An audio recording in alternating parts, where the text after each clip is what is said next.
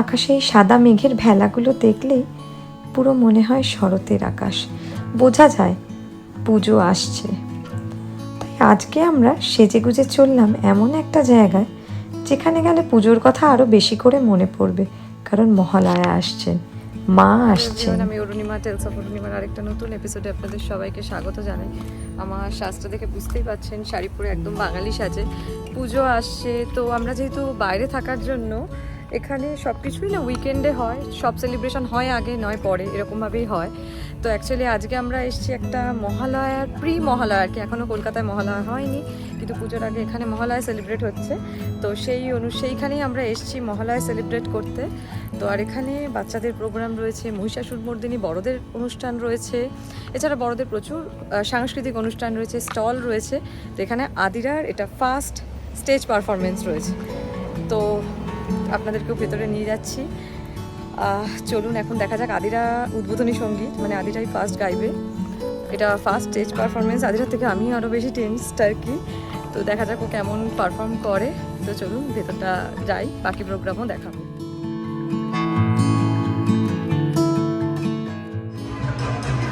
ঢাকে কাঠি পড়তে আর মাত্র কটা দিনের অপেক্ষা, আর এই আওয়াজটা শুনলেই মনটা যেন কেমন করে ওঠে, একটা পুজো পুজো আলাদাই আনন্দ। অনুষ্ঠান শুরুর আগে এই ঢাকের বাজনাটা শুনে মনটা পুরো আনন্দে ভরে উঠেছিল। সকলের মনে শান্তির বার্তা আর মিলনের রঙে আমরা ভাসি। আর বাঙালির দুর্গাপুজো মানেই তো সারা বছর থাকিয়ে থাকা ওই কয়েকটা দিনের জন্য।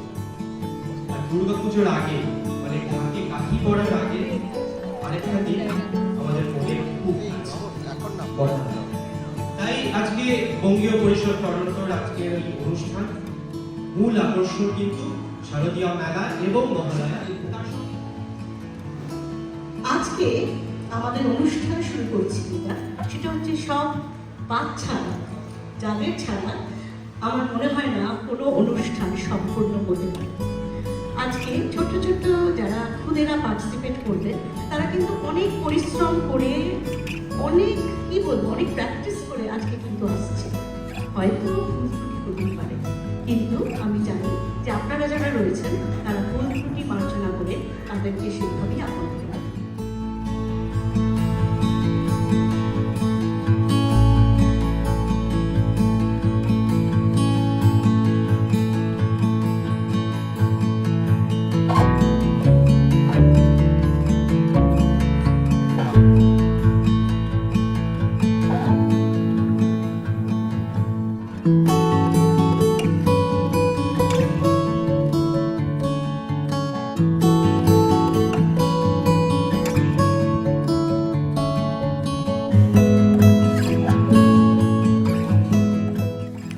আগেই বললাম অনুষ্ঠান শুরু হয়েছে আদিরার গান দিয়ে, আর বুঝতেই পারছেন এত বড় মানুষ তো, তার জন্য কিন্তু মাইকটা অ্যাডজাস্ট করতে হয়েছে। তো এখন ওই মাইকের অ্যাডজাস্টমেন্ট চলছে, আর উনি আমাকে জিজ্ঞেস করছেন মাইকটা হাতে নেবে না ওখানে লাগিয়ে দেওয়া হবে। তো আমার মনে হয়েছিল হাতে নেওয়ার থেকে ওখানে লাগিয়ে দিলে ও কমফোর্টেবল থাকবে, তো সেই জন্য আমি বলেছিলাম যে যাতে হাতে লাগিয়ে দেওয়ার ব্যবস্থা করা হয়।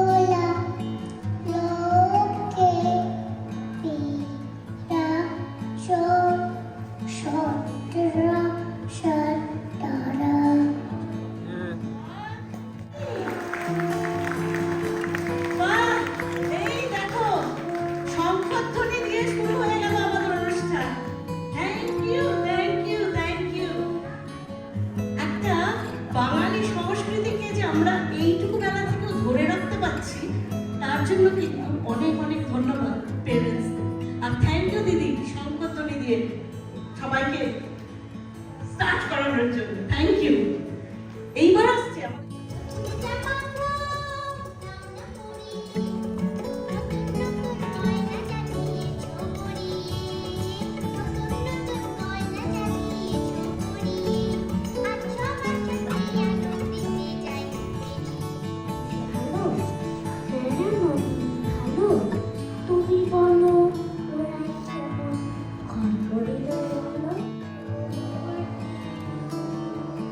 এই ছোট ছোট ছেলে মেয়েদের পারফরমেন্স ছিল অনবদ্য।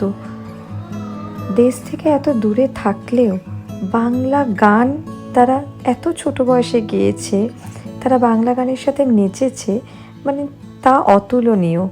আর এত ভালো লাগছিল এই গানগুলো শুনে, পুরো পুজোর আমেজ চলে এসেছিল।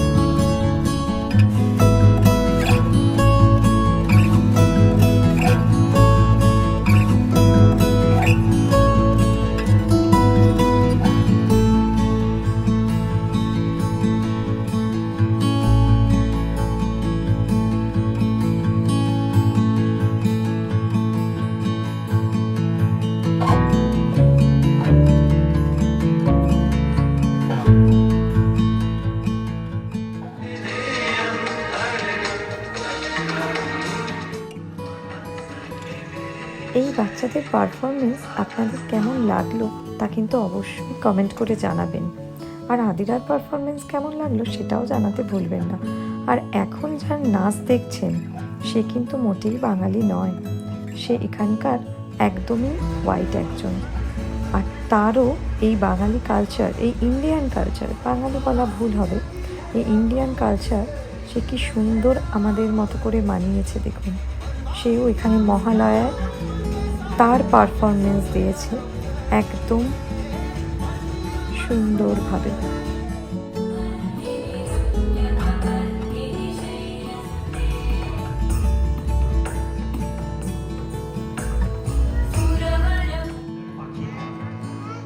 তাদের নাচ, শরৎ হাওয়ায় দোল খাওয়া শিউলি।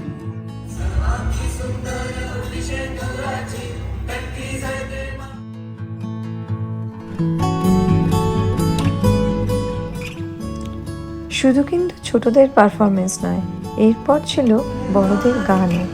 আর এই গানগুলোতে তো একেবারেই কলকাতাতে ফিরে গেছিলাম আমরা। আর এর ফাঁকে চলে গেছিলাম নিচে, যেখানে বসেছিল ফুড স্টল। তো এখানে গিয়ে ফুচকা থেকে শুরু করে বিরিয়ানি, হাক্কা চাউমিন সব কিছুই পাবেন। তো আমরা একটুখানি ফুচকা খেয়ে আবার চলে গেছিলাম ওপরে, তার কারণ সেখানে আবার ছিল শাড়ির সম্ভার। শাড়ি, কুর্তি, পাঞ্জাবি, কিসের না স্টল ছিল, আর সাথে ছিল আবার গয়না। সব কিছুতেই ভর্তি এই আজকের অনুষ্ঠান।